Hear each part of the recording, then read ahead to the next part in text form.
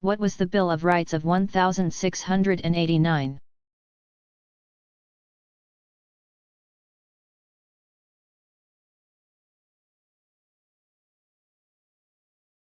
The English Bill, accepted by King William III, 1650–1702. Who ruled jointly with his Protestant wife Queen Mary II, 1662–1694, seriously limited royal power.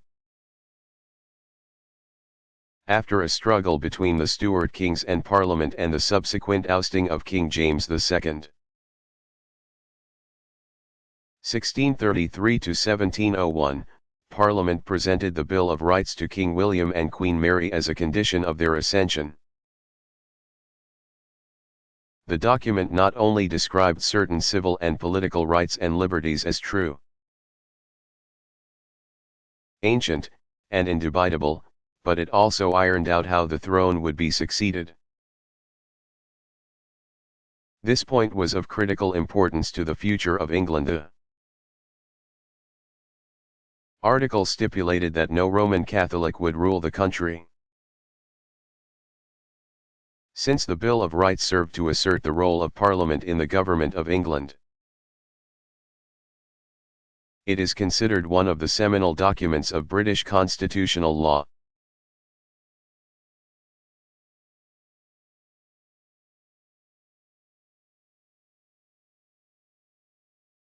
How were the southern states brought back into the Union?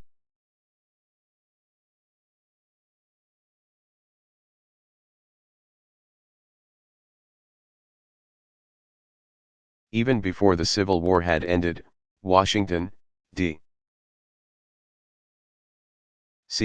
considered the difficult problem of how to rejoin the seceding states with the North. Some lawmakers felt the southern states should be treated as if they were territories that were gained through war. Others, including both Abraham Lincoln, 1809–1865, and Andrew Johnson, 1808–1875,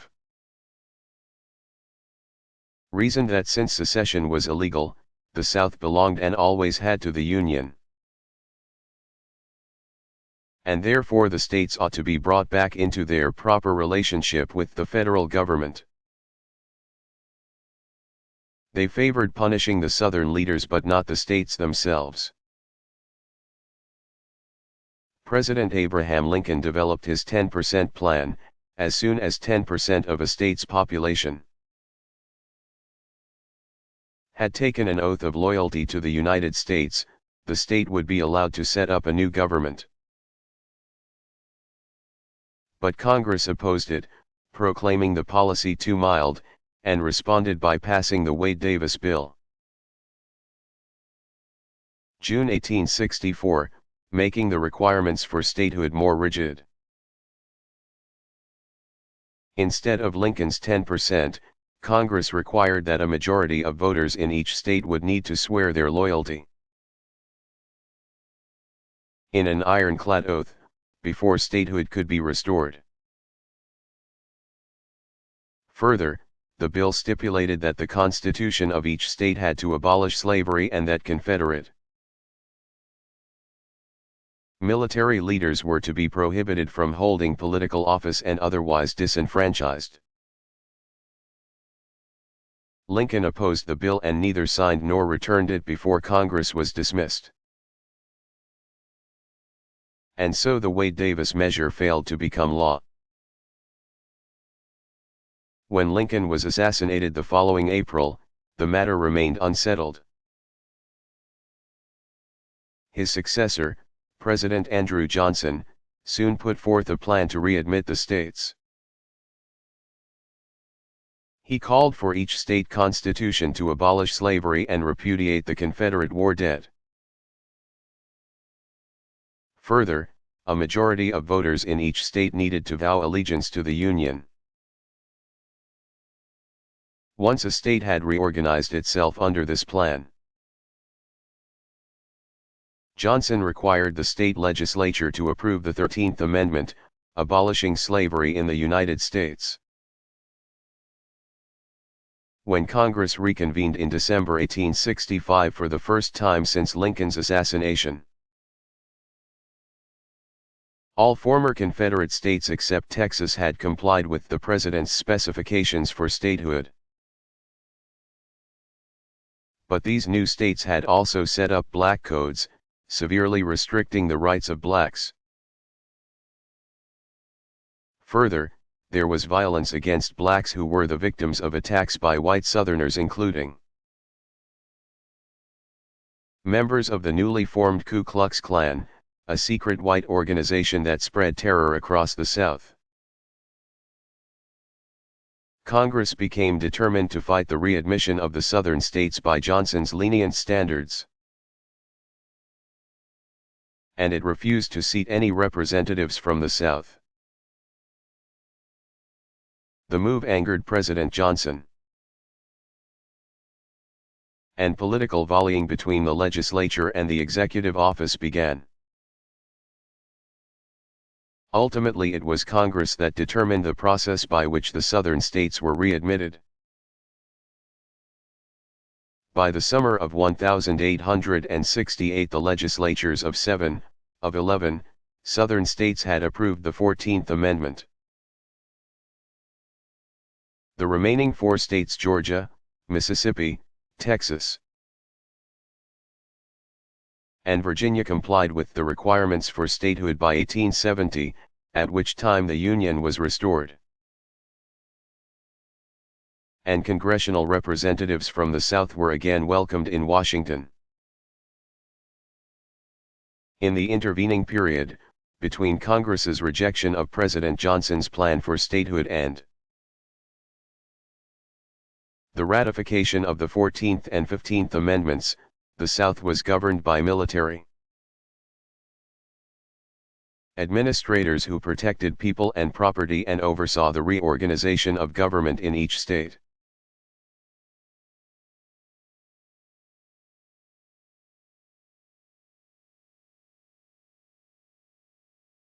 What rights are protected in the Bill of Rights?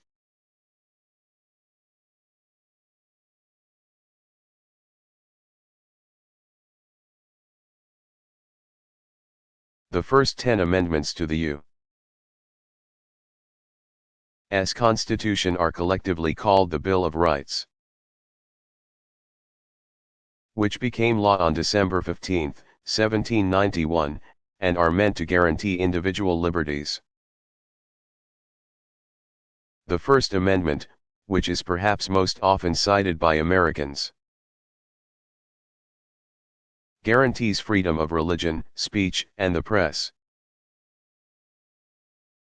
as well as the right to assemble peaceably and the right to petition the government for a redress of grievances. The Second Amendment guarantees the right to keep and bear arms,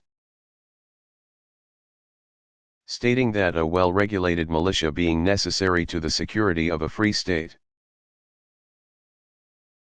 The Third Amendment forbids peacetime quartering of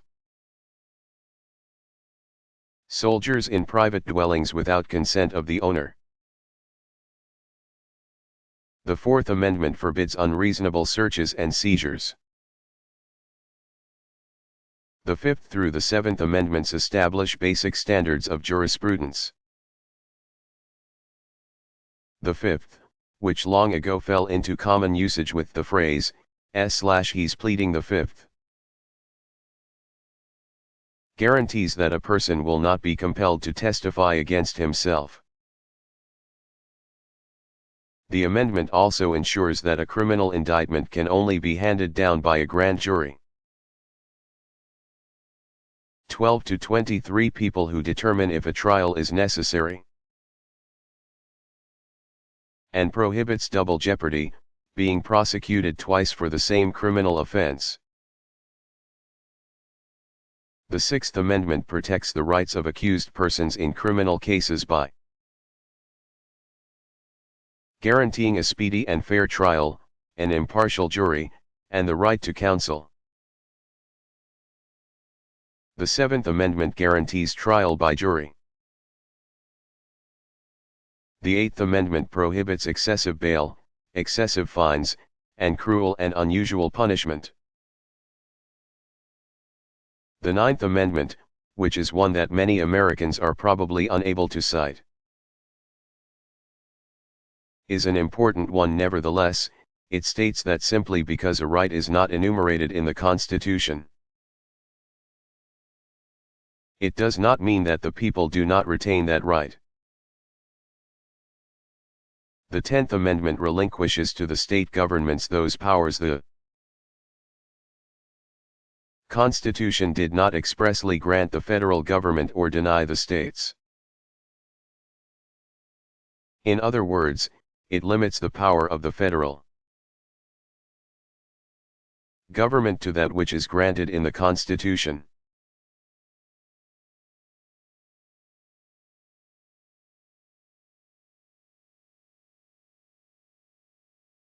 How are amendments made to the U.S. Constitution?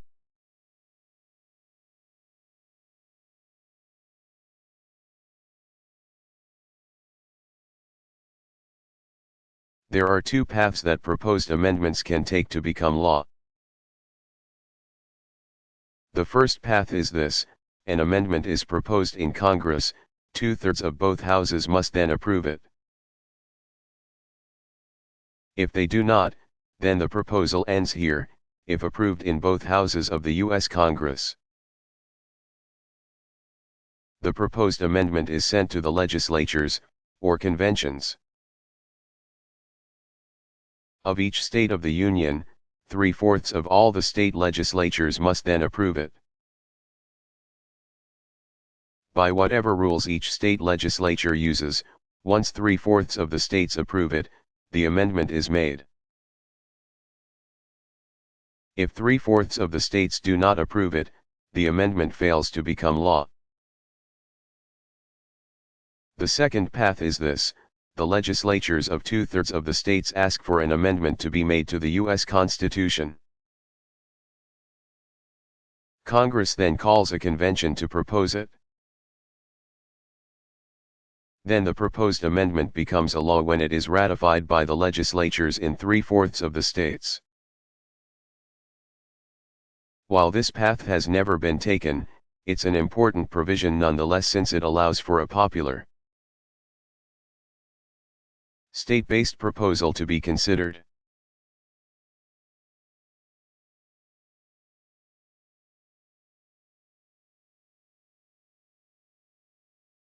Finally, how can Rwanda rebuild?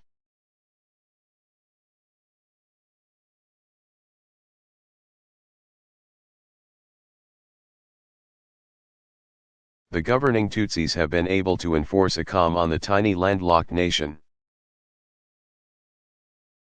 But some believe it is an uneasy calm and wonder how long minority Tutsis can retain control over a country that is 85% Hutu. In Rwanda's efforts to serve justice, its jails and courts remained jammed 10 years after the genocide. And since so many had fled the country and others escaped prosecution, justice could not be served fully. Some legal experts thought that a general amnesty issued by the Rwandan government would help put the nation's problems behind them.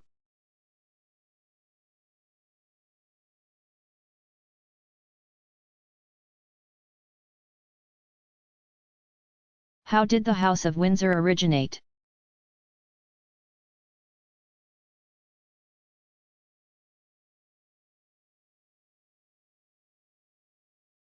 The origins of Windsor, the family name of the Royal House of Great Britain, can be traced to the 1840 marriage of Queen Victoria, who ruled from 1837 to 1901, to her first cousin Albert, the son of the Duke of Saxe-Coburg-Gotha, in present-day Germany. As a foreigner, Prince Albert had to overcome the distrust of the British public, which he did by proving himself to be a devoted husband to Queen Victoria and by demonstrating his genuine concern in Britain's national affairs. Victoria and Albert had 9 children. Their oldest son, Albert Edward, 1841 to 1910, became King Edward VII upon Victoria's death in 1901. But Edward's reign lasted only until 1910, when he died and his son, George V, 1865 to 1936, ascended the throne. George was king during World War I, 1914-18, and, in 1917, with Britain and Germany bitter enemies. He denounced his ties and claims to Germany, superseding his grandfather's. Prince Albert's, family name of Wettin and establishing the House of Windsor.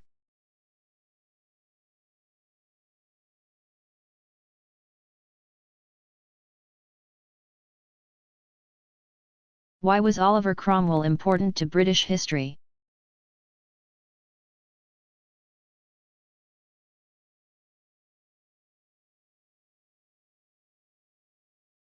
English soldier and statesman Oliver Cromwell, 1599 to 1658.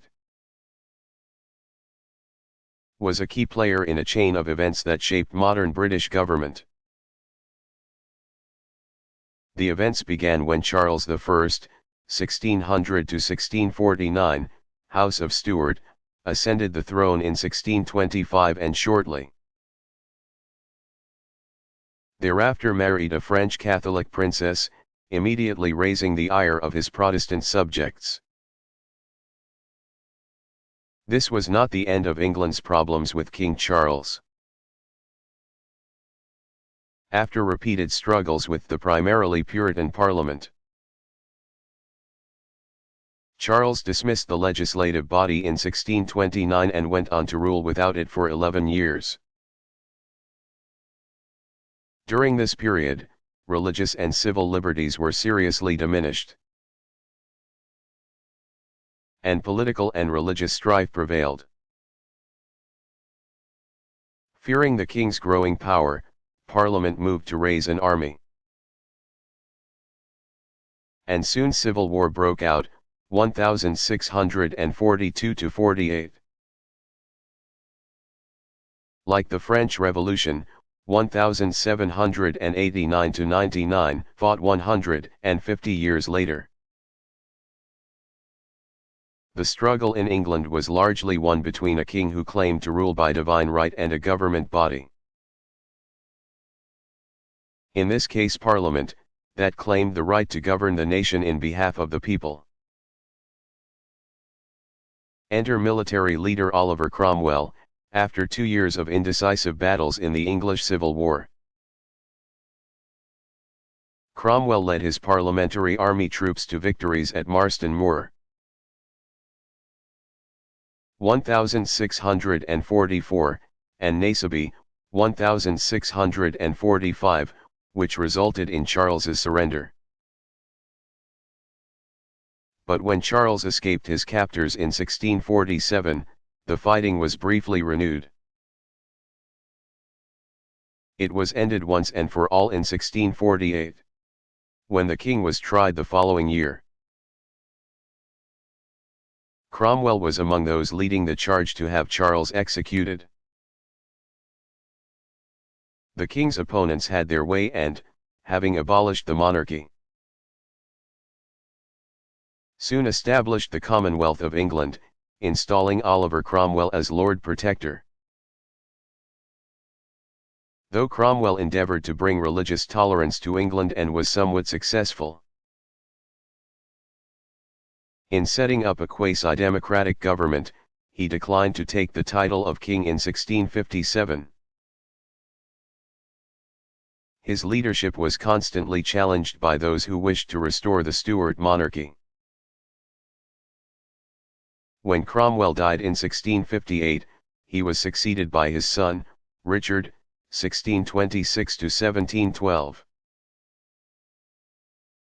Whose talents were not up to the challenges put to the Lord Protector.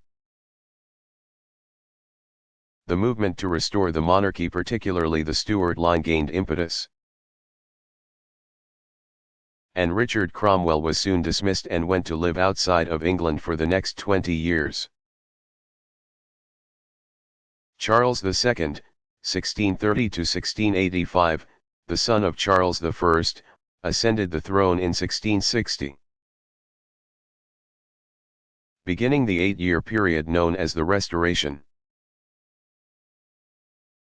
Both Charles and his brother, James II, 1633 to 1701, who succeeded him in 1685,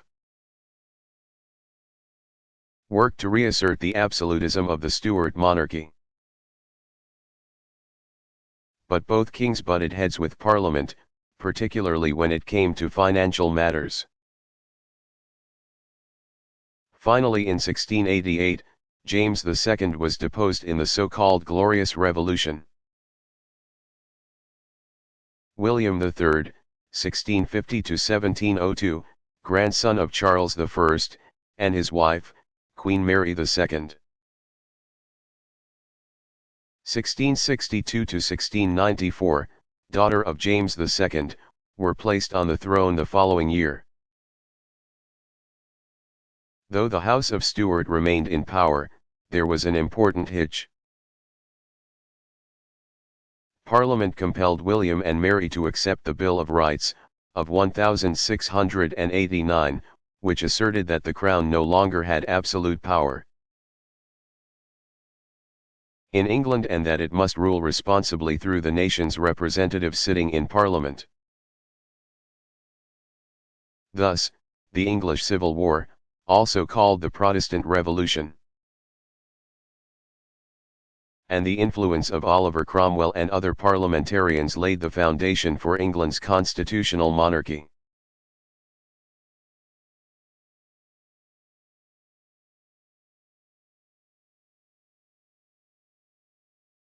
Was King George III really insane?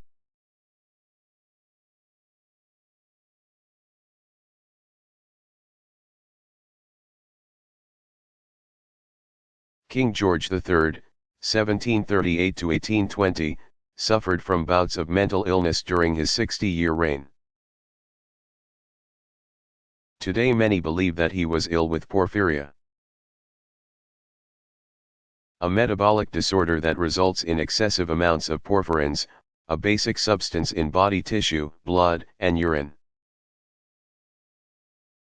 He ascended the throne in 1760, upon the death of his grandfather, King George II, 1683 to 1760.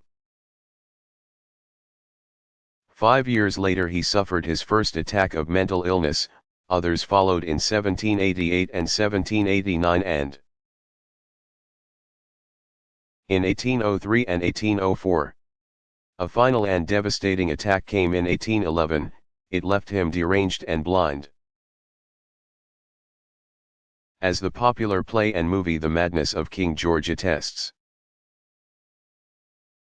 the monarch's illness presented England with a difficult problem: what do you do when a ruler becomes irrational? When the king became ill in 1788, his prime minister, William Pitt the Younger, 1759 to 1806, and the Queen ran the government, dutifully protecting the king's interests even while the king's son George, the Prince of Wales, 1762 to 1830, openly associated with his father's parliamentary opposition and himself plotted to take control. Once King George III had recovered, in 1789, he reduced his official activities and grew increasingly reliant on Pitt, who proved to be an effective national leader. Pitt resigned in 1801 and was replaced by Henry Addington, 1757 to 1844, until 1804 when the king, feeling that invasion by France was imminent, asked Pitt to prepare a new government. Pitt again assumed the role of Prime Minister, a role he retained until his death in 1806 Thereafter a coalition government, sometimes called the All Talents Administration, was headed by William Grenville, 1759 to 1834, until 1807. Following that, the Duke of Portland, William Henry Bentinck, 1738 to 1809, became Prime Minister, until his death in 1809. That year, King George III participated in forming a new government for the last time. After 1811 the Prince of Wales, who would become King George IV, ruled the country as regent. Despite his health problems, King George III led England during one of the most crucial and trying periods in British history. His reign saw the American colonies fight for and win independence from Britain. The French Revolution challenge and oust royal authority in a neighboring country.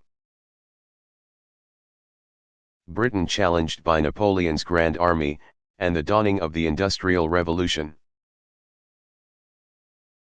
Further, Ireland was brought under England by the 1801 Act of Union forming the United Kingdom.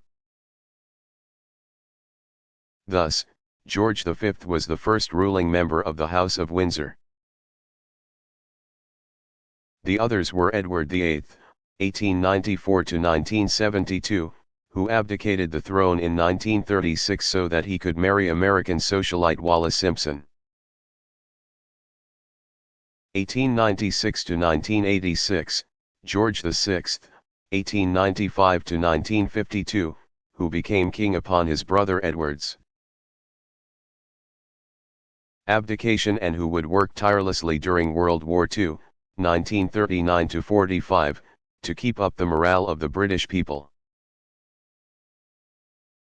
And Elizabeth II, 1926, George VI's elder daughter, who still reigns as Queen of England today.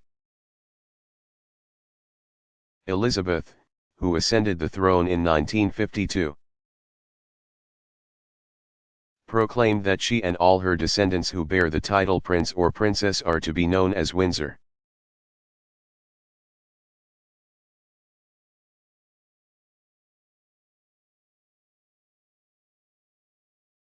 What is the incidence of conflict in Africa?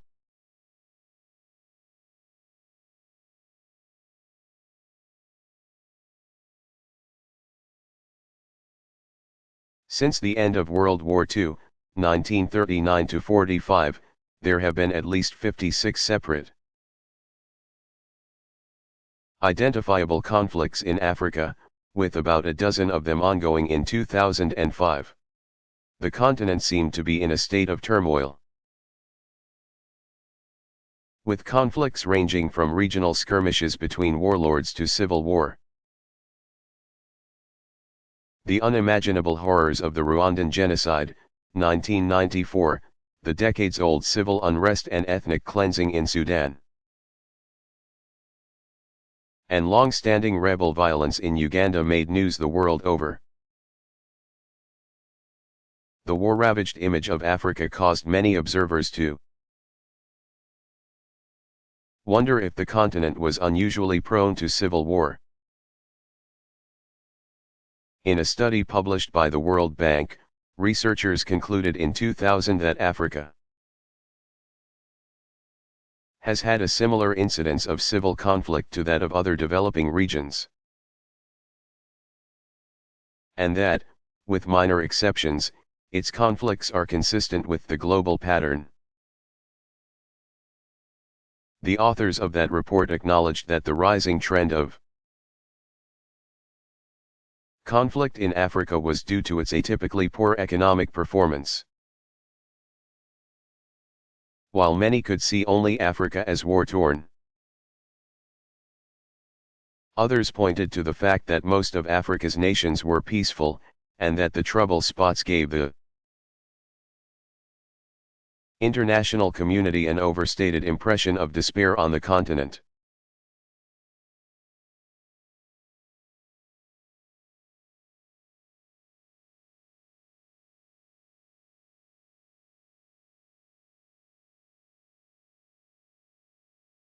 Did all Southern lawmakers leave Washington once the South seceded?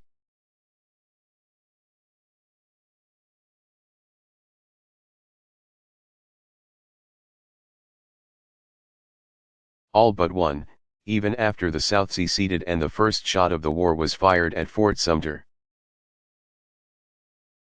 South Carolina, Senator Andrew Johnson, 1808 to 1875, of Tennessee opted not to leave the Union. The fact that Johnson did not stick with the state he represented may seem a surprising move. But it reveals one of his most fundamental and fiercely held beliefs.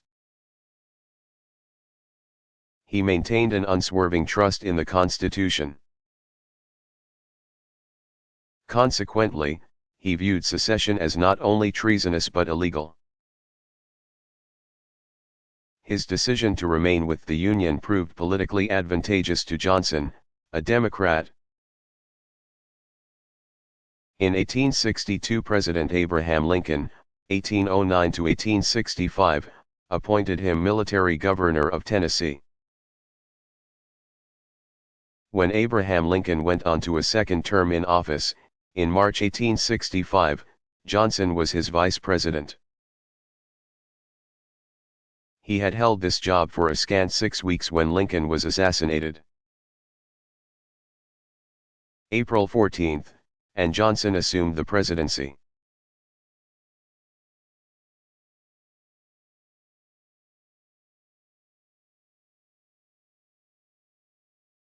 What was the 9/11's Commission?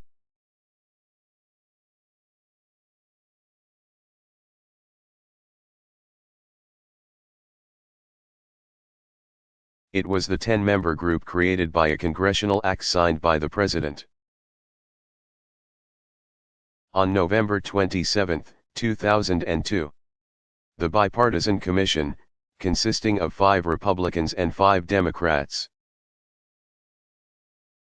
was chosen by Congress to look into how the attacks of September 11, 2001, could have happened and how such a tragedy could be avoided in the future. During its investigation, the commissioners and their staff reviewed more than 2.5 million pages of documents,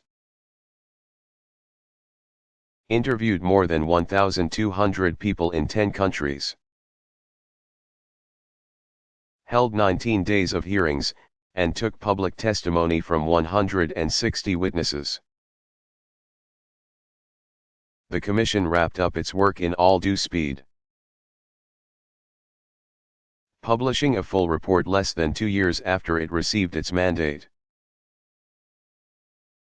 The 567-page report chronicles the events of 9/11, looks at the roots and growth of the new terrorism, reviews the U.S. response to the attacks and to previous assaults, including the August 1998 U.S. Embassy bombings in Kenya and Tanzania, and recommends changes to prevent further terrorist strikes. The report was made available as a book and an online document, presented to the American people for their consideration. Among the key disclosures in the report were that the Commission found no credible evidence that Iraq and Al-Qaeda cooperated on the attacks against the United States. That finding was immediately dismissed by the White House in June 2004. The Commission also reported that the original plan for the Al-Qaeda attacks on the U.S. homeland included a total of 10 hijacked airplanes, striking targets on the east and west coasts. The plan was dismissed by Al-Qaeda leader Osama bin Laden as too complex. In the aftermath of the 9/11 attacks and the U.S.-led retaliatory strikes on Afghanistan, the Commission believed that Al-Qaeda had become more decentralized, with cell leaders assuming greater authority for decision-making.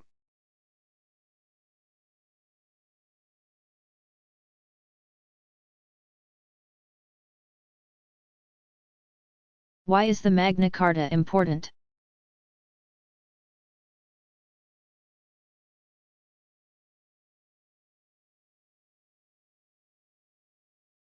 The Magna Carta, arguably the most famous document in British history,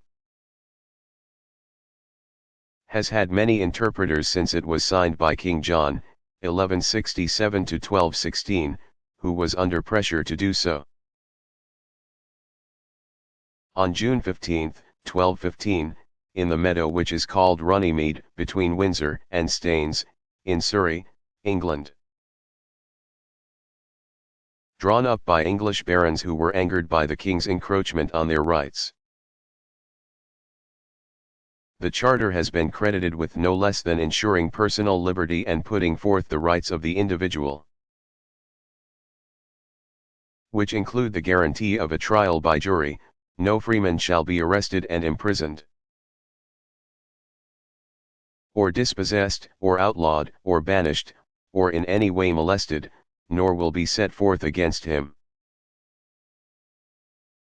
nor sent against him, unless by the lawful judgment of his peers, and by the law of the land. King John, who ruled from 1199 to 1216 and was also called John Lackland, had a long history of abuse of power, while his brother Richard I, or Richard the Lion-Hearted, 1157 to 1199, was still king. John tried to wrest the throne from him. Though he failed in his effort, when Richard died in 1199, John did ascend to king, inheriting 4 French duchies, which he soon lost. Upon his refusal to recognize the new Archbishop of Canterbury, John was excommunicated. In order to regain favor with the Pope, he was forced to give up his kingdom, 1213, and receive it back as a papal fief. He was further required to pay an annual tribute to the Pope. It was in raising funds that John ran into trouble with England's powerful barons, who were outraged at and tired of his interference in their affairs. The barons drafted the 63 chapters of the Magna Carta, writing it in the king's voice, and met John along the banks of the Thames River as he returned in 1215 from an unsuccessful invasion of France. The document, to which John was forced to put his seal, asserted the rights of the barons, churchmen, and townspeople, and provided for the king's assurance that he would not encroach on their privileges. In short, the Magna Carta stipulated that the king, too, was subject to the laws of the land. In that the Magna Carta made a provision for a great council, to be comprised of nobles and clergy who would approve the actions of the king vis-a-vis his subjects and ensure the tenets set forth in the charter were upheld. It is credited with laying the foundation for a parliamentary government in England. After signing it, John immediately appealed to Pope Innocent III. 1160 or 1161 to 1216, who issued an annulment of the charter. Nevertheless, John died before he could fight it, and the Magna Carta was later upheld as the basis of English feudal justice. It is still considered by many to be the cornerstone of constitutional government.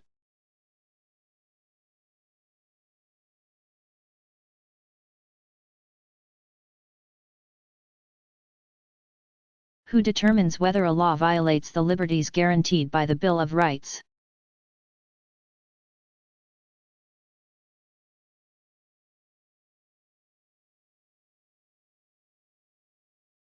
It is the job of the Supreme Court to decide whether or not a law impinges upon the liberties listed in or implied by the Bill of Rights, 1791. The difficult task before the Supreme Court justices is in determining what rights are implied. Such questions prompt months of hearings and deliberations before a decision can be reached as to the constitutionality of a contested law. The judicial body makes its determinations based on a majority vote of the 9 justices, 1 Chief Justice and 8 associates. Established as the highest court in the country by Article 3 of the Constitution, the court has ultimate authority in all legal questions that arise pertaining to the Constitution. Called the Court of Last Resorts, the Supreme Court both interprets the acts of Congress, including laws and treaties, and determines the constitutionality of federal and state laws, under the 14th Amendment. The court has upheld that most of the Bill of Rights also applies to state governments.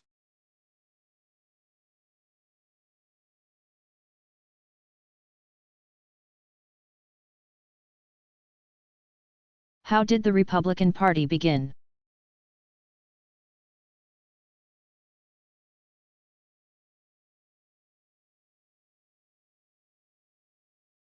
The Republican Party, one of the 2 principal political parties of the United States,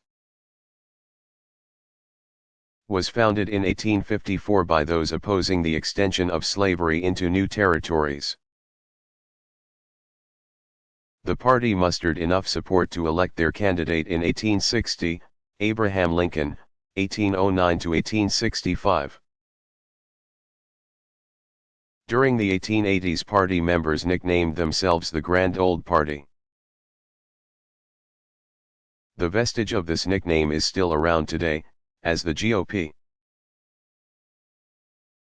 There have been 17 Republican presidents.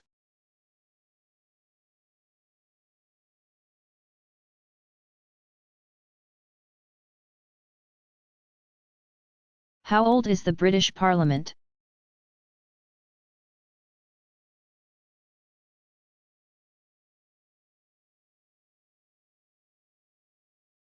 The Legislative Assembly of Great Britain has roots dating back to the Middle Ages.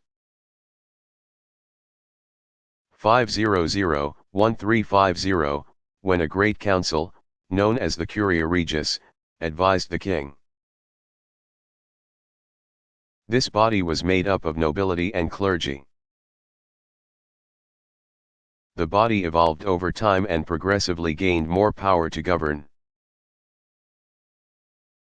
Today Parliament consists of the House of Commons, a democratically elected body, roughly equivalent to the U.S. House of Representatives, the House of Lords, which consists of noblemen, dukes, marquises, earls, viscounts, and barons, as well as high-ranking Anglican clergy, bishops and abbots, and the monarch, king or queen. Since 1911 the power of the House of Lords has been negligible, with the House of Commons charged with electing the Prime Minister, who must be a member of Commons. The Prime Minister, not the monarch, is the executive head of government.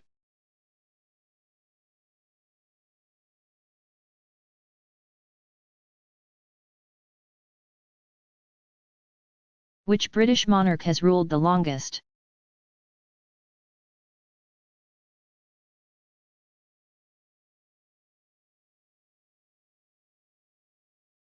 Victoria, 1819 to 1901, claims the distinction of having remained on the throne of England the longest. She became queen in June 1837 upon the death of her uncle, King William IV, 1765 to 1837. Since she was but a teenager at the time, During the early years of her reign she relied on the guidance of the Prime Minister. The tactful Lord Melbourne, William Lamb, 1779–1848, whom she counted as a friend. After marrying Prince Albert, 1819–1861, in 1840, she also sought out advice from him and his advisor. But by 1850 she had grown confident in her abilities, and she managed the country's affairs with authority. Later in her reign, Prime Ministers Benjamin Disraeli, 1804–1881, and William Gladstone, 1809–1898, gradually secured increased authority for that office without alienating the Queen. It is for this reason that she is often seen as the first modern monarch, of which she remains a lasting symbol. Queen Victoria celebrated her Diamond Jubilee in 1897 amidst an outpouring of public support. She remained on the throne for more years, until her death in 1901. During her 64-year reign, Queen Victoria presided over the rise of industrialization in Great Britain as well as British imperialism abroad. Architecture, art, and literature flourished, in part due to the influence and interests of Prince Albert. It was the prince who in 1851 sponsored the forward-looking Great Exhibition at London's Crystal Palace. It was the first international exposition, a World Fair. The Grand Crystal Palace remained a symbol of the Victorian age until it was destroyed by fire in 1936.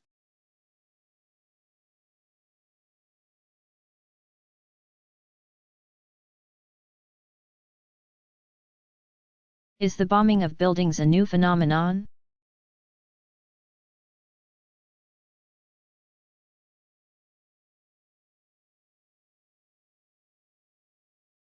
Though terrorist bombings seem a plague of recent decades,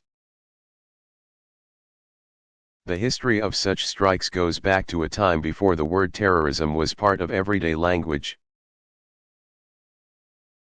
In 1920, a bomb explosion on September 16 ripped through the J.P. Morgan Bank building in New York City, killing 39 people, 30 of them instantly, injuring 300 more, and causing $2 million in property damage. According to eyewitness accounts, the bomb had been carried by a horse-drawn carriage into the heart of America's financial center just before midday, and it exploded as nearby church bells tolled noon. Among the victims were passers-by in the street and people working at their desks, including some high-ranking personnel at J.P. Morgan. Suspicion centered around anarchists, some of whom were questioned by the police and Federal Bureau of Investigation, FBI. But no culprit was ever found. Until September 11, 2001, that event was the deadliest bombing in New York City history. Further, the many bombings carried out by white supremacists during the civil rights movement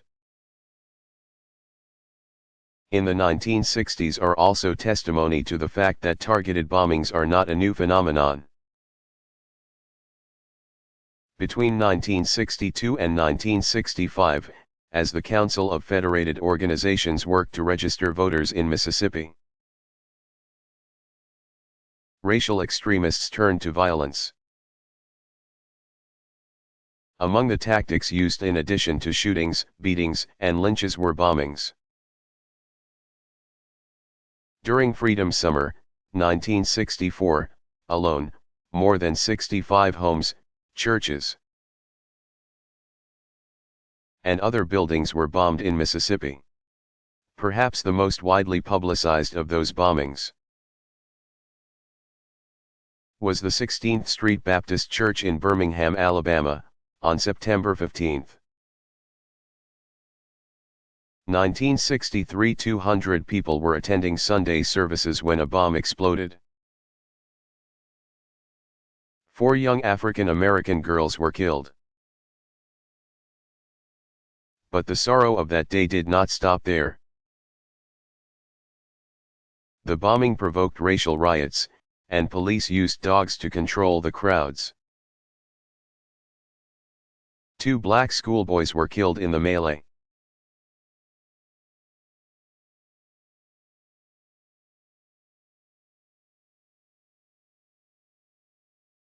Why did Queen Elizabeth I have an entire age named after her?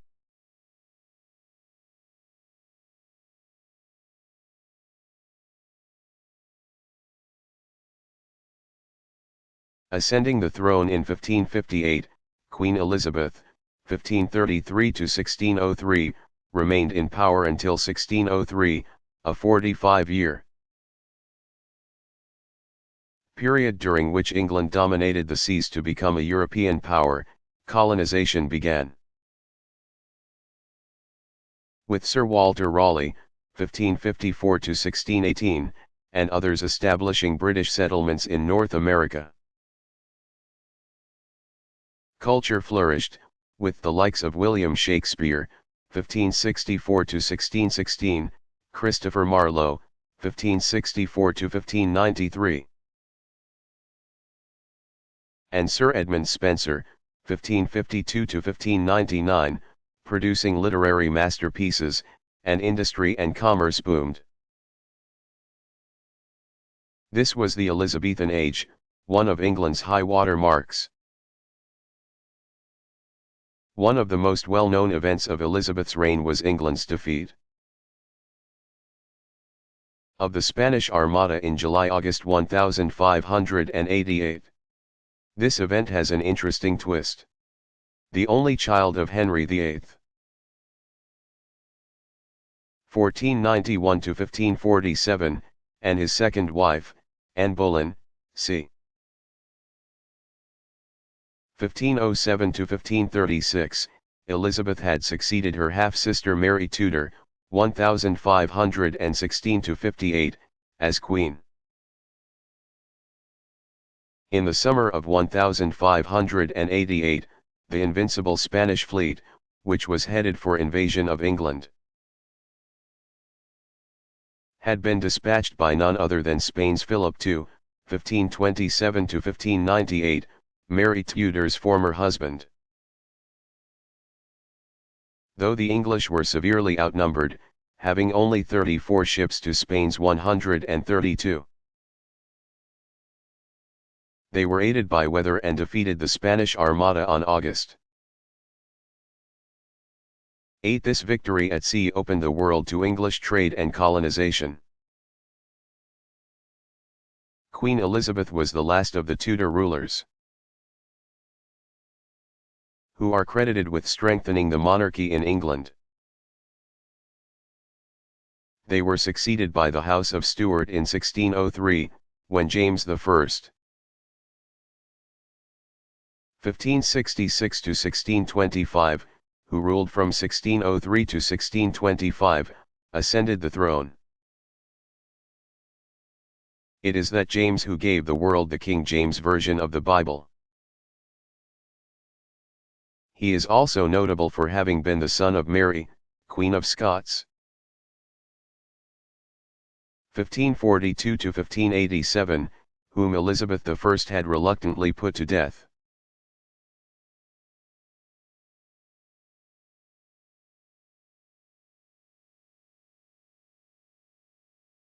What happened after the 1993 World Trade Center bombing?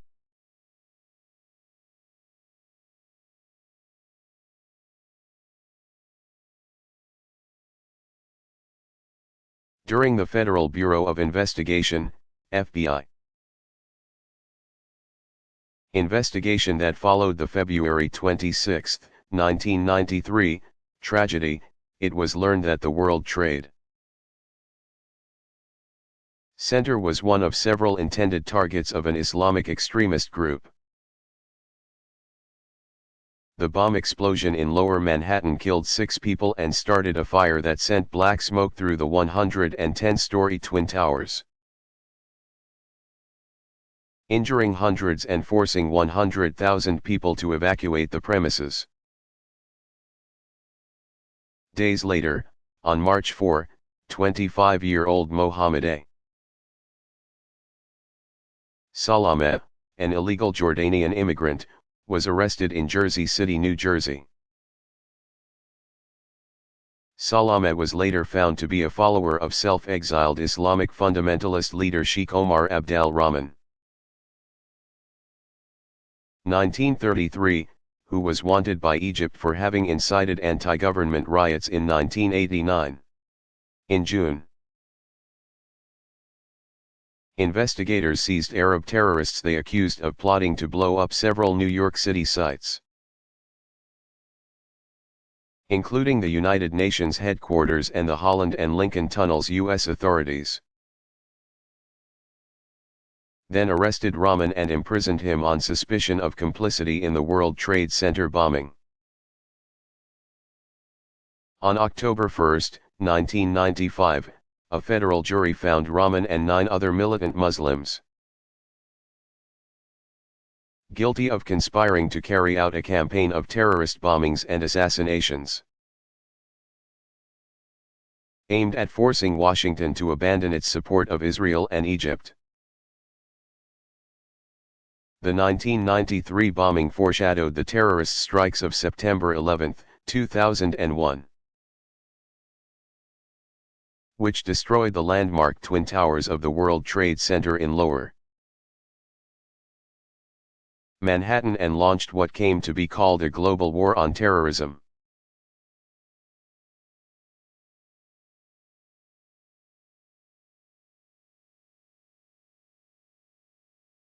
Who was Mary, Queen of Scots?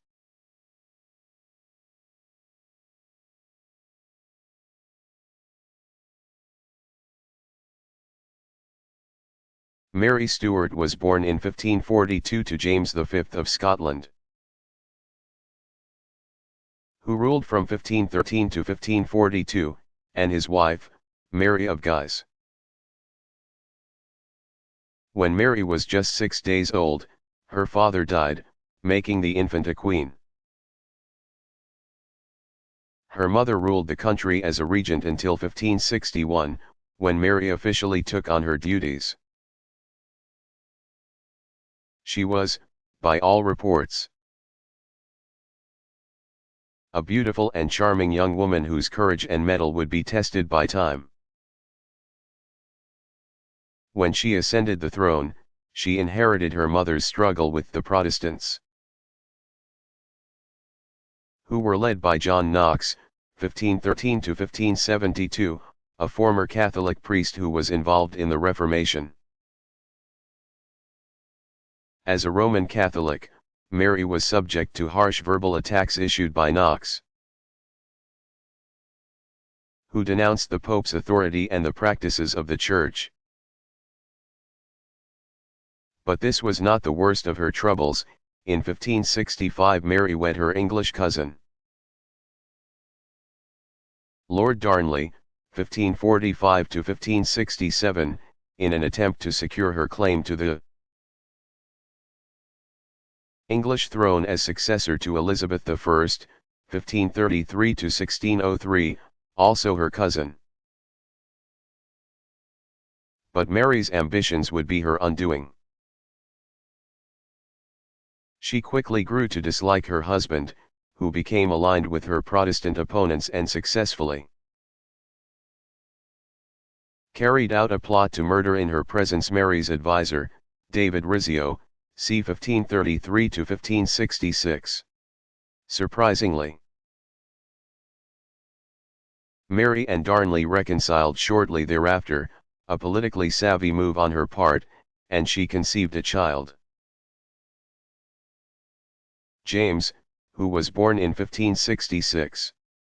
Darnley had enemies of his own, and 1 year later he was murdered.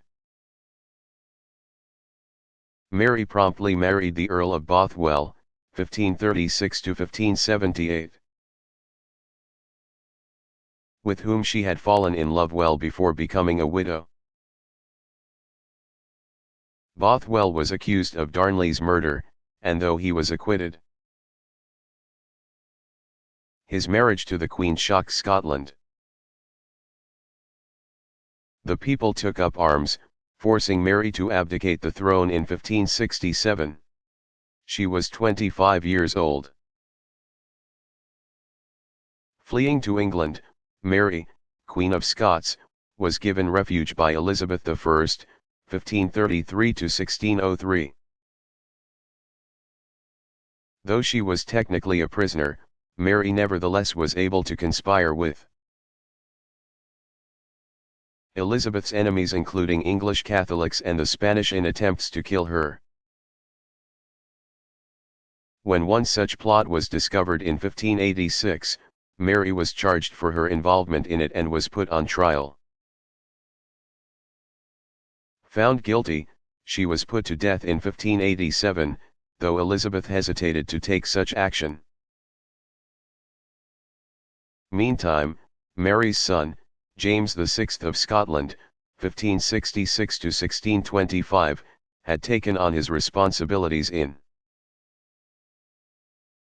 1583 after Scotland had been ruled on his behalf by regents since Mary's abdication some 16 years prior.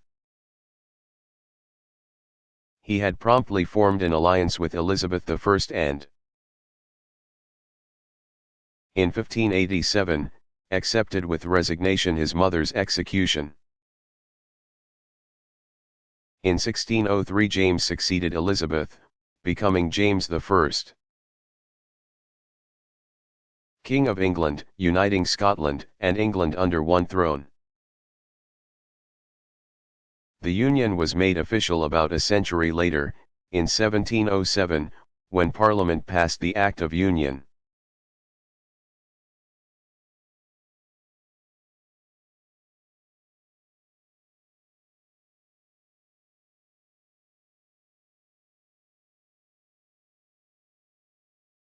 Did Marie Antoinette really say, "Let them eat cake"?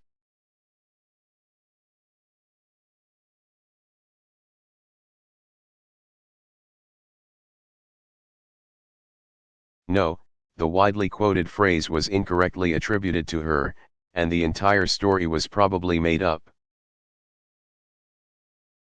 Nevertheless, the legend is not far from fact, as the daughter of a Holy Roman Emperor, Francis I, the beautiful Marie Antoinette, 1755 to 1793, was accustomed to a life of luxury. Unhappy in her marriage to Louis XVI, 1754 to 1793, King of France, she pursued her own pleasurable interests with abandon. Despite the economic problems that plagued France at the time, she lived an extravagant lifestyle, which included grand balls, a small palace at Versailles, theatre, gambling, and other frivolities. She was completely disinterested in the affairs of the nation. Many French people blamed her for corruption in the court. In short, she did much to earn herself the terrible reputation that has followed her through history. Unpopular in her own day, one of the stories that circulated about her had Marie Antoinette asking an official why the Parisians were angry. When he explained to the Queen that it was because the people had no bread, she replied, "Then let them eat cake." The French Revolution, which began in 1789, soon put an end to Marie Antoinette's excesses. Along with her husband, she was put to death by guillotine in 1793.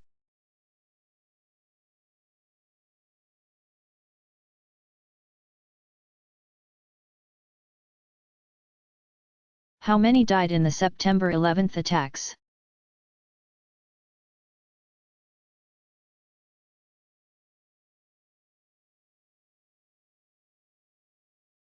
About 3,000 people died that day as a result of the terrorist attacks on the United States.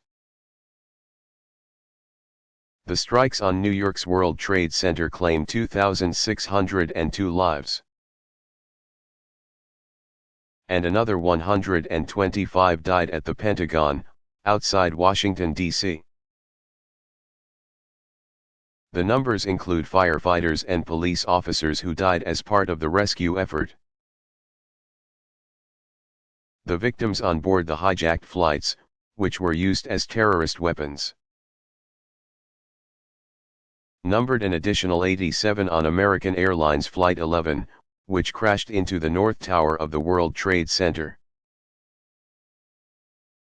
60 on United Airlines Flight 175, which crashed into the South Tower of the World Trade Center. 59 on American Airlines Flight 77, which slammed into the Pentagon. And 40 on United Airlines Flight 93, which crashed in rural Shanksville, Pennsylvania. In February 2005, officials announced that they had exhausted all possible methods of identifying the human remains recovered at Ground Zero. Of the 2,749 people reported missing at the World Trade Center, positive identification had been made on 1,161 people. The rest were presumed dead. 2,749 death certificates were issued related to the World Trade Center attack.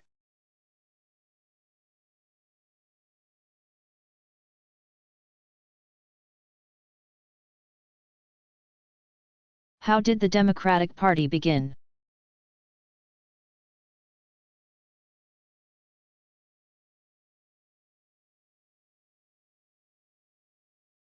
The other and older principal party in the United States today, the Democratic Party, was founded around electing Thomas Jefferson. 1743 to 1826, to office in 1800, against Alexander Hamilton's Federalist Party. The party's platform favored personal liberty and the limitation of federal government. Installing Jefferson in office, the party then called the Democratic Republicans went on to get its candidates into the White House for the next 25 years. In 1828 they became known simply as Democrats, dropping the suffix. Depending on how one counts, there have been either 18 or 19 Democratic presidents. Andrew Johnson, 1808 to 1875, is problematic since he was a Democrat before joining the National Union Party ticket as the vice presidential candidate in 1864. Some sources list both party affiliations, as in Democratic/National Union.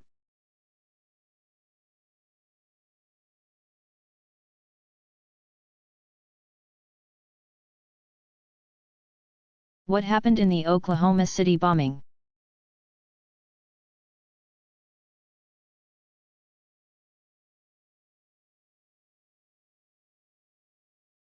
The attack took place at 9:02 a.m. on April 19, 1995, when a truck bomb exploded outside the Alfred P. Murrah Federal Building in Oklahoma City, Oklahoma. Of the 168 people who were killed, 19 were children. Another 500 people were injured. The blast, which investigators later learned had been caused by a bomb made of more than 2 tons of ammonium nitrate and fuel oil, sheared off the front half of the 9-story building and left a crater 8 feet deep and 30 feet wide. Nearby buildings were damaged or destroyed, including a YMCA daycare center where many children were seriously injured. The force of the explosion shattered windows blocks away. Survivors of the blast and others in the vicinity began rescue efforts right away. Eventually more than 3,600 people from around the country participated in rescue operations, including police, firefighters, and members of the Federal Emergency Management Agency, FEMA. Police and Federal Bureau of Investigation, FBI, agents arrested members of an American right-wing militant group who were suspected of wanting to avenge the April 19, 1993, FBI/ATF raid on the Branch Davidian religious compound in Waco, Texas. Former Army buddies Timothy J. McVeigh, then 27, and Terry L. Nichols, then 40, were indicted on August 10, 1995, on 11 charges each. The two were tried separately and convicted in federal court. McVeigh was found guilty of murder and conspiracy in June 1997, and a federal jury sentenced him to death. Nichols was later found guilty of conspiracy and involuntary manslaughter. But in January 1998 the jury deadlocked on the sentence, which was then to be decided by the judge. In early June it was decided that Nichols would serve life in prison. Officials believe the Murrah Federal Building was targeted in the anti-government attack because it housed 15 federal agencies, including offices of the Social Security Administration, SSA, Housing and Urban Development, HUD, the Drug Enforcement Administration, DEA, and the Bureau of Alcohol, Tobacco, and Firearms, ATF, as well as several Defense Department offices and a government-run daycare center.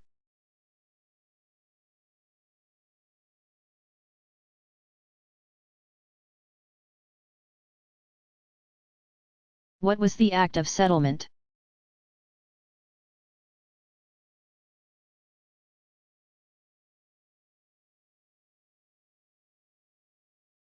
The 1701 decree reiterated the Bill of Rights of 1689 by stating that the King or Queen of England must not be a Roman Catholic and must also not be married to a Roman Catholic. The Act of Settlement further stipulated that the sovereign must be a member of the Protestant Church of England. The measure was passed by Parliament, in part due to fear of the Jacobites.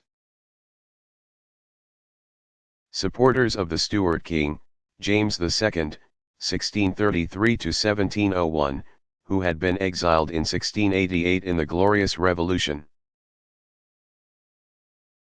The Jacobites, not to be confused with the French Jacobins, the political party that came to power during the French Revolution, sought to keep the House of Stuart in power.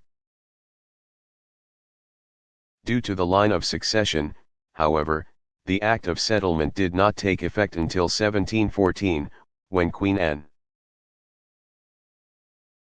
(1665–1714) died and left no successors to the throne.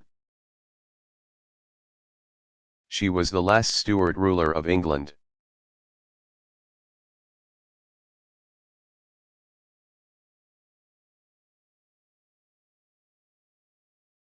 What was the chronology of events on September 11, 2001?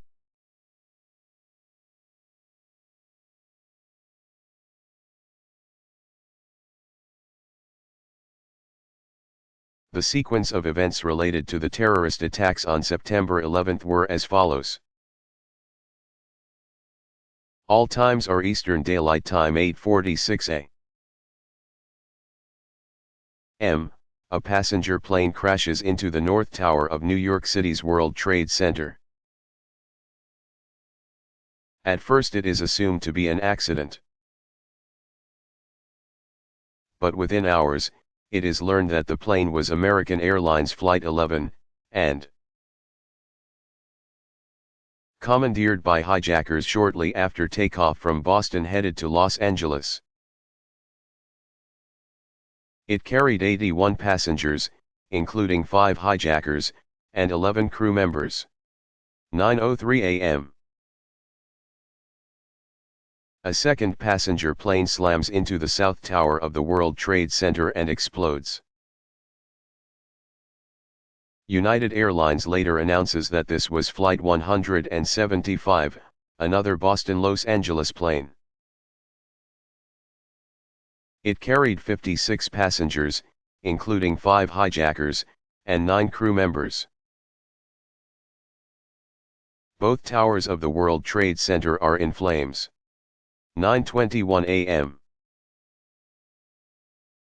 Bridges and tunnels leading into New York City are closed. Within the hour, Mayor Rudolph Giuliani, 1944, orders an evacuation of Manhattan south of Canal Street. 9:25 a.m. All flights in the United States are grounded. It is the first time in history that the Federal Airlines Administration, FAA, halts all flights. 9:30 a.m. President George W. Bush, 1946, scheduled to speak at a grade school in Sarasota, Florida, remarks that the nation has been the target of an apparent terrorist attack.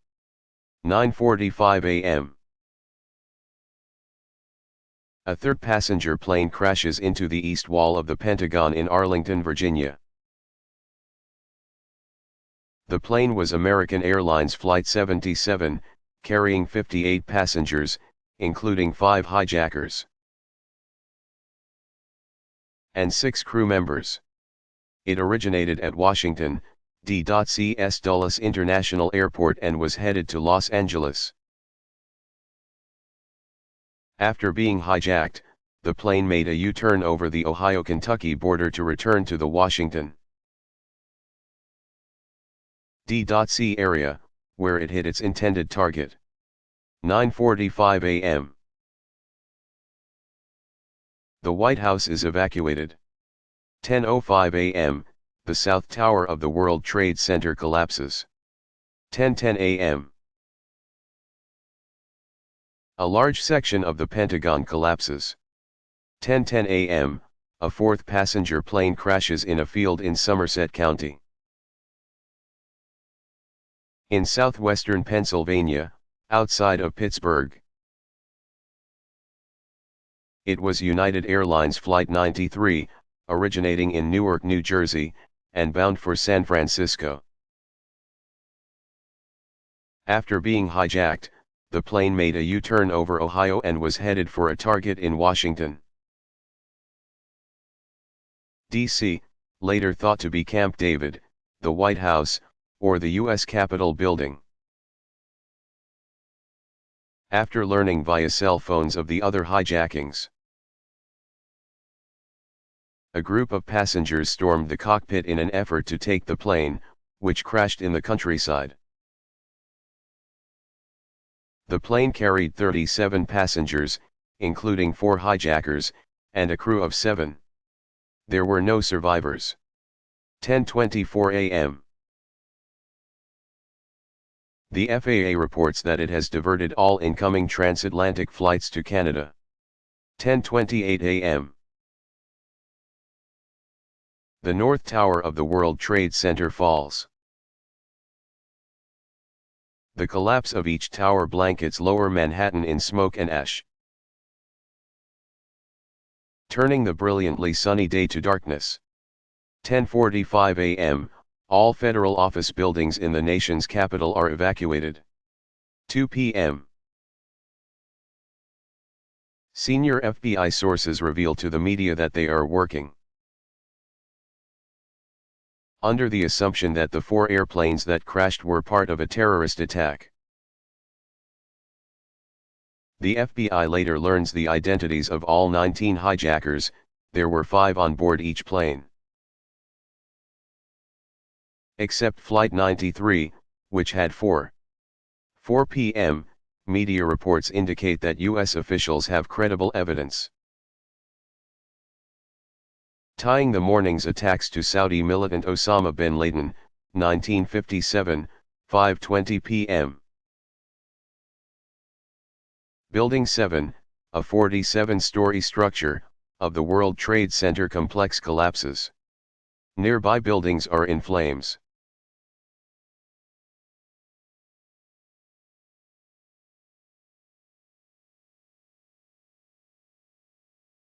How many amendments have been made to the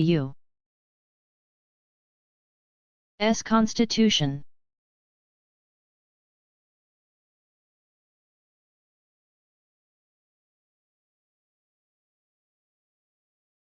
There have been 27 amendments to date. The following list gives brief summaries and the year each became part of the U.S. Constitution. First Amendment through the 10th Amendment, 1791 comprise the Bill of Rights.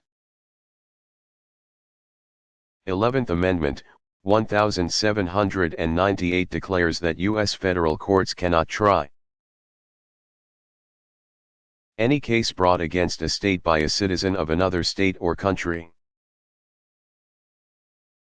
12th Amendment, 1804 revised the presidential and vice presidential election rules such that members of the Electoral College, called electors, vote for one person as president and for another as vice president. Prior to the passage of this amendment, the electors simply voted for 2 men. The one receiving more votes became president and the other became vice president. 13th Amendment, 1865 prohibits slavery.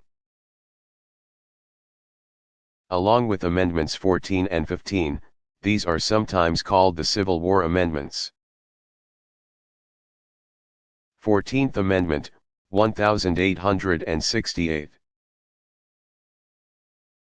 Defines U.S. citizenship and gives all citizens equal protection under the law. This amendment made former slaves citizens of both the United States and the state where they lived. It further forbade states to deny equal rights to any person. 15th Amendment, 1870 states that the right of U.S. citizens to vote shall not be denied or abridged by the United States or by any state on account of race, color, or previous condition of servitude. This amendment was meant to extend suffrage to black men. 16th Amendment, 1913 authorizes a federal income tax. 17th Amendment, 1913 provides for the direct election of senators. Before this passed, state legislatures elected senators to represent them. This amendment gave that power to the people of each state. 18th Amendment, 1919 made prohibition legal. In other words, the manufacture and distribution of alcohol became illegal. 19th Amendment, 1920 grants women the right to vote. 20th Amendment, 1933 also called the Lame Duck Amendment. It changed congressional terms of office and the dates of the presidential inauguration, so that newly elected officials take office closer to election time. 21st Amendment, 1933 repealed Amendment 18 to end prohibition. 22nd Amendment, 1951 limits presidential tenure to 2 terms in office. A president can hold office for no more than 10 years, 2 years as an unelected president, and 2 terms as an elected president. 23rd Amendment, 1961 grants residents of Washington, D.C., the right to vote in presidential elections. 24th Amendment, 1964 outlaws the poll tax in all federal elections and primaries. Some states had used poll taxes as a way of keeping certain populations of voters from casting their ballots. The practice had served to disenfranchise blacks and poor people. 25th Amendment, 1967 provides for procedures to fill the vice presidency and further clarifies presidential succession rules. Upon removal, resignation, or death of the president, the vice president assumes the presidency. If a vice president is removed, resigns, or dies while in office, the president nominates a vice president who takes office upon confirmation by a majority vote of both houses of Congress. 26th Amendment, 1971 lowers the voting age for federal and state elections to 18. 27th Amendment, 1992 prevents Congress from passing immediate salary increases for itself. It requires that salary changes passed by Congress cannot take effect until after the next congressional election. This amendment had been passed by Congress in 1788 and was then sent to the states for ratification. Since the amendment had no time limit for ratification, it became part of the Constitution in 1992. After Michigan became the 38th state to ratify it.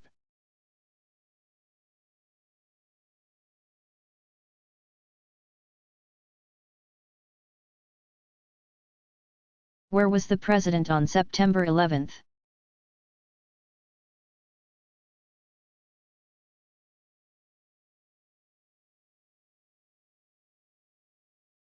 President George W. Bush, 1946, began the day at a Sarasota, Florida, elementary school, where he was expected to speak on his education program. At 9:00 a.m. he was notified of the first plane crash into the World Trade Center's North Tower. He was preparing to make his planned speech when, a few moments later, he was told of the second crash. After consulting with advisors, he addressed the gathering at 9:30 a.m. saying there had been an apparent terrorist attack on our country. At 9:57 a.m., Air Force One, with the president on board, took off from Florida. By 10 a.m. Bush had ordered the nation's military to high alert status around the world. At 11:40 a.m., the president's plane landed at Barksdale Air Force Base in Louisiana. There he remarked to the press, "Make no mistake. The United States will hunt down and punish those responsible for these cowardly acts." Shortly after 1 p.m., Air Force One departed Louisiana and headed to Nebraska's Offutt Air Force Base. Throughout the day the president was in contact with his top advisors, including Vice President Dick Cheney, 1941, who was reported to be in a secure location in Washington, D.C. At 4:36 p.m. the president's plane took off from Offutt to make the trip back to Washington. Bush arrived at the White House aboard presidential helicopter Marine One after Air Force One made an escorted landing at Andrews Air Force Base in Maryland. First Lady Laura Bush, 1946, arrived back at the White House separately via motorcade. She, too, was reportedly in a secure location throughout the day. At 8:30 p.m. the President addressed the nation via a televised broadcast from the Oval Office. In part he said, thousands of lives were suddenly ended by evil, despicable acts of terror. He went on to say, terrorist attacks can shake the foundations of our biggest buildings. But they cannot touch the foundation of America. These acts shatter steel, but they cannot dent the steel of American resolve. Further, he promised that the search was underway for those responsible. And he said the nation would stand with its friends and allies to win the war against terrorism. He ended his day with a national security meeting, which lasted nearly 2 hours.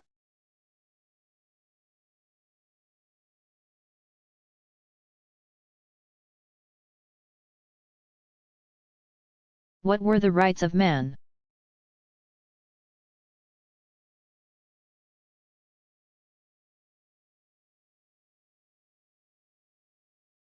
In 1789 the French Assembly made the Declaration of the Rights of Man and of the Citizen, meant to flesh out the revolutionary cry of liberty, equality, and fraternity. Influenced by the U.S. Declaration of Independence, 1776, as well as the ideas of the Enlightenment. The document guaranteed religious freedom, the freedom of speech and the press, and personal security. It proclaimed that man has natural and inalienable rights, which include liberty, property, personal security, and resistance to oppression. The Declaration further stipulated that no one may be accused, imprisoned, or held under arrest except in such cases and in such a way as is prescribed by law, and that every man is presumed innocent until he is proved guilty. The Declaration was subsequently written into the preamble of the French Constitution, 1791. However, the Code Napoleon superseded many of the ideas it set forth.